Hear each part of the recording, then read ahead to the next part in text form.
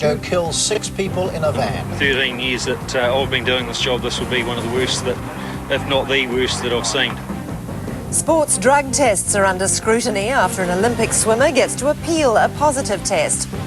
I'm just really ecstatic with the decision that's come through. America tells China to tone down threats of war on the eve of Taiwan's elections. And it's top marks for a controversial Maori college after an astonishing turnaround.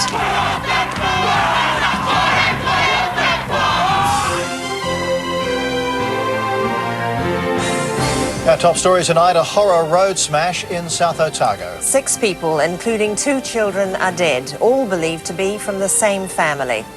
Emergency workers are still at the scene tonight, nearly 12 hours after the crash. All the dead were in a van, which was crushed when it collided with a meat truck on State Highway 1, just north of Waipahi. John McDermott reports. Twisted metal beside the highway, the remains of the van in which the family was travelling. 150 metres away, the frozen meat truck, the other vehicle involved in what police say was a head-on collision.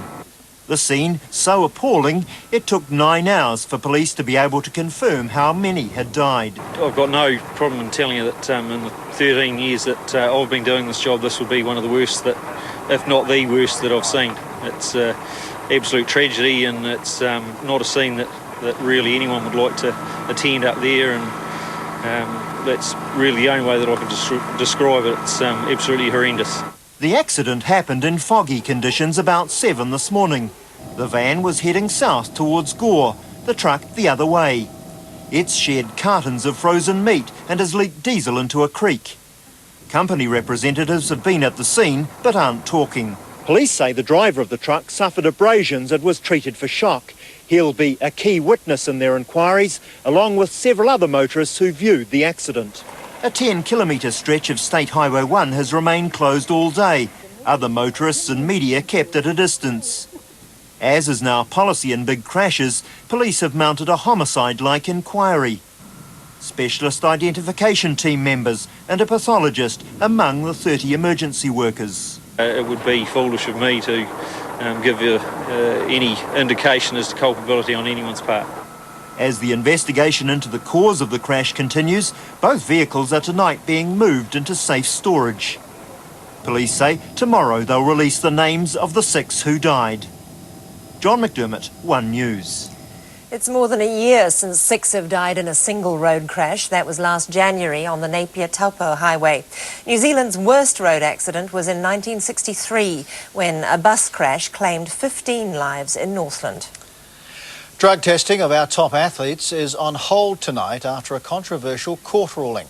An Auckland judge has found fault with the testing method and granted Olympic swimming contender Trent Bray an appeal. And John Stewart reports that leaves a huge question mark over tests on athletes already suspended. Trent Bray's successful appeal means he can now get back in the swim, prepare for the national champs and the Olympics. I'm just really ecstatic with the decision that's come through.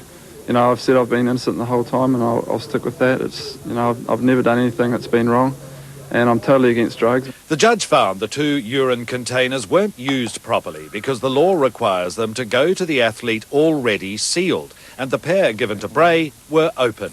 However, if they had been sealed... He could never have got into the containers because once the containers are closed by the self-sealing mechanism, you can't get into them. The judge's other ground for allowing the appeal... The courier company that transported the samples allowed them to sit in quarantine in an uncertain state in Sydney for 2 weeks. The judgment has thrown a blanket of doubt over previous positive tests. For instance, weightlifter Shane Judson, who declared his innocence despite a positive steroid test, and our top boxer Garth Da Silva, who's completed a course of tests for allegedly high testosterone levels. Boxing bosses wouldn't allow him to comment today. They will be surprised as we are at this finding. What they do or may consider doing from this point on the basis of the ruling, I can't guess. The Sports Drug Agency believes there are firm grounds for an appeal to the High Court, but if it does go ahead, Trent Bray will consider cross-appealing. John Stewart, One News. Apart from Daniel Loader, sports commentators consider Trent Bray our most successful swimmer in recent years. The United States has told China to tone down its threats against Taiwan on the eve of the island's presidential elections. China has threatened possible military action if the breakaway province votes for independence. This report from the BBC. Campaigning in Taiwan is wrapping up, and it's a tight race. China's warning has clearly had an impact. To ensure peace in the Taiwan Strait, I propose that both sides work toward a peace settlement or peace agreement. The opposition now appears to be backing away from its independent stance. I'm a peace lover, not a troublemaker. I'm just like everyone else in Taiwan. We want to seek peace for Taiwan forever. I want to be the peace messenger across the Taiwan Strait. But in Washington, the verbal temperature is still rising. Tom DeLay is the most powerful Republican in Congress. His message to policymakers on Asia was tough. America must make clear that threats to a free, democratic people will be met with the force required to deter and, if necessary, confront aggression. His statement is a direct challenge to Bill Clinton's Asian policy, but the administration is talking down the issue. It is not the first time that sabers have been rattled over Taiwan. Chinese war games have been used as policy tools in the past, only for the war of words to then die down. American Defense Secretary William Cohen says he can see no evidence that a Chinese attack is imminent. BMW has offloaded one of Britain's biggest car makers, and it's feared more than 50,000 jobs could go. BMW bought Rover 6 years ago, but the deal's gone sour and cost it billions of dollars. Now it's feared Rover's new owner will break up one of the oldest names in British motoring. The BBC has this report. The decision to offload Rover came after an apparently stormy board meeting, which ended in the abrupt departure of 3 BMW executives. Industry sources say the Quant family, which controls BMW, lost patience with Rover losses estimated at up to $2 billion.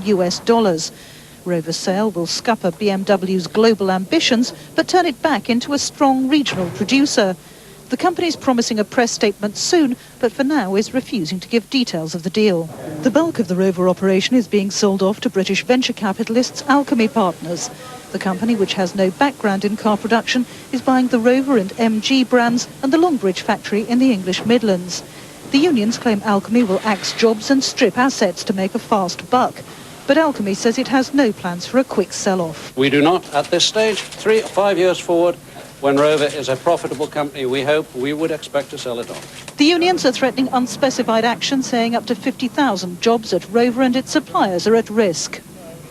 We can see the loss of tens of thousands of British jobs, and as I've said already, the breakup of this the largest of the British car manufacturing companies in our country.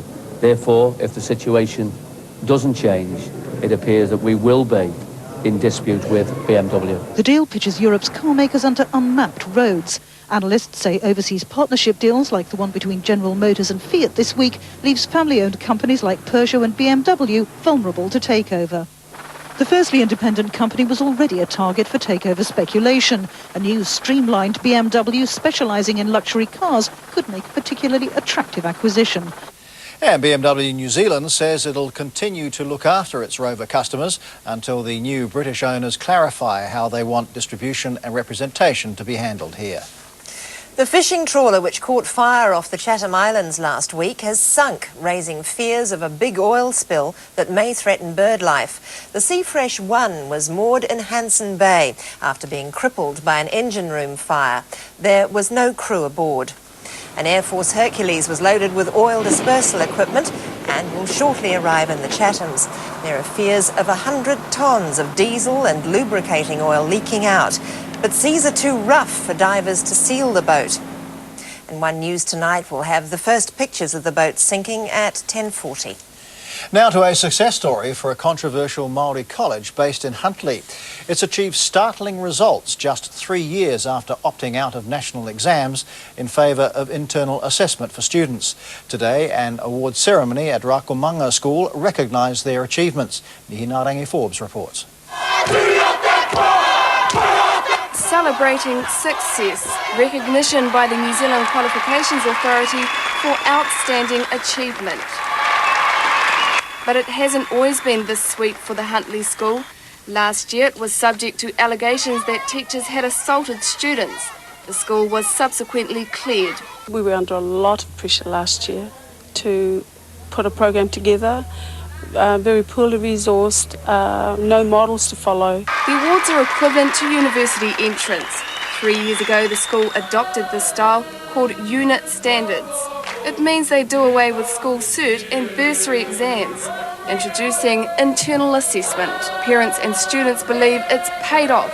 I'm very proud of the school, very proud of the way they teach our children. And the results have been startling.